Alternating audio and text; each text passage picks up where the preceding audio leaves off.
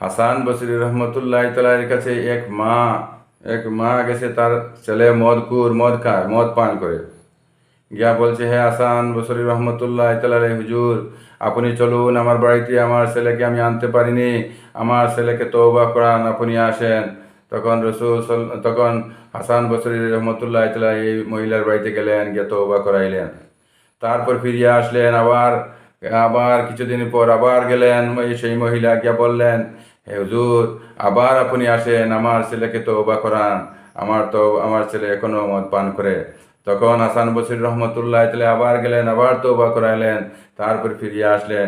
আরো কিছুদিন পর আবার মহিলা মহিলা হাসান বসরির কাছে গেলেন, গিয়া বললেন, আজকে হয়তো আমার ছেলে আর মারা যাবে, মরণাপন্ন অবস্থায় আছে, মদ পান করতে করতে সে একদম শেষ পর্যায়ে পৌঁছে গেছে, আপনি আসেন, আমার ছেলেকে তওবা করান।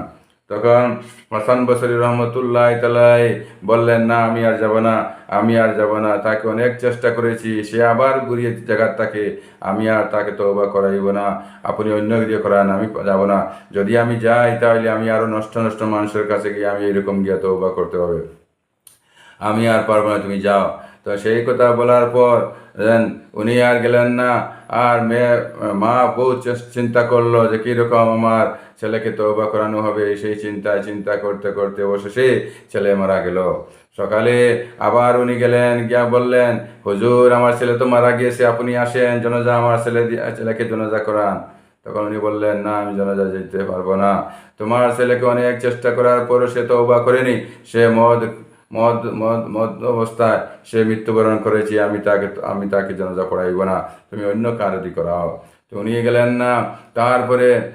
তারপর কি হলো, উনি ঘুমিয়ে গেলেন। ঘুমার পর আল্লাহ রসুল সাল্লাল্লাহু খাবের মাধ্যমে আসলেন, আসে বললেন, হে হাসান বসরি তুমি যাও, তাকে কি জানাজা করিয়া দাও, সে তো তওবা করে নিয়েছে, মৃত্যুর একটু আগে সে তওবা করেছে, এমনভাবে তওবা করেছে, আল্লাহকে বলছে, আল্লাহ আমি আর মদ পান করবো না, আমি তওবা করে নিলাম, যদি আমি সুস্থ হয়ে যাই তাহলে হাসান বসরি রহমতুল্লাহ তার কাছে গিয়ে আমি পুরা তওবা করব, ভালোভাবে তার কাছে আমি এই দিন শিক্ষা নিব, তার তার তার কাছে দিন শিক্ষা নিব, তার কাছে গিয়ে আবার তওবা করব, মওলা আমি তওবা করিলে আমাকে মাফ করে দাও। সেই কথা বলেই সে মারা গেল। এখন তার জন্য যায়, তুমি যাও। তখন হাসান বসরি রহমতুল্লাহ তাআলা গেলেন, গিয়া দেখলাম অনেক মানুষ, অনেক আলিমুরা জনতার মধ্যে হাজির হয়েছে। তারা বলল, আমরা তো আপনি আসায় আমরা আসলাম, নতুবা আমরা আসতাম না। তখন হাসান বসরি রহমতুল্লাহ তাআলাকে বললেন, আমি খাবের মাধ্যমে নবীজি আমাকে বলেছেন আমি আসার জন্য, তাই আমি আসলাম। তার তওবা আল্লাহ কবুল করে নিয়েছেন, তাকে মাফ করে দিয়েছেন। দেখেন, মানুষ হাত দিলে যদি মানুষের তওবা করে, যত বড় গুনাহগার হোক না কেন, যদি হাত দিলে তওবা করে, আল্লাহ তাআলা তাকে মাফ করে দেন। আল্লাহ তার হাত দিলে তওবা করার কারণে আল্লাহ তাকে মাফ করে দিয়েছেন। তাই আমরা প্রত্যেকে যেন তওবা করি। আল্লাহ রাসূল সাল্লাল্লাহু আলাইহি ওয়াসাল্লামের শতবার তওবা করেছেন রোজ, আর আল্লাহ রাসূল সাল্লাল্লাহু আলাইহি ওয়াসাল্লাম বেগুনাহ মাসুম থাকার পরে শতবার তওবা করেছেন। আর আমরা তো গুনাহগার, আমরা তওবা করি না, বারবার তওবা করি, আস্তাগফিরুল্লাহ ওয়া আতুবু ইলাইহি, আস্তাগফিরুল্লাহ, আল্লাহ আমাকে মাফ করুন, ওয়া আতুবু ইলাইহি, আমি আপনার দিকে ফিরে গেলাম। এবার গুনাহ থেকে ফিরে আপনার দিকে, গুনাহ থেকে ফিরে গেলাম, ওয়া আতুবু ইলাইহি, তার দিকে, গুনাহ হইতে তার দিকে ফিরে গেলাম। আয় আল্লাহ, এরকম বলা হয়, আস্তাগফিরুল্লাহ ওয়া আতুবু ইলাইহি, আল্লাহর কাছে তওবা করো, দিল থেকে আল্লাহর কাছে তওবা করো।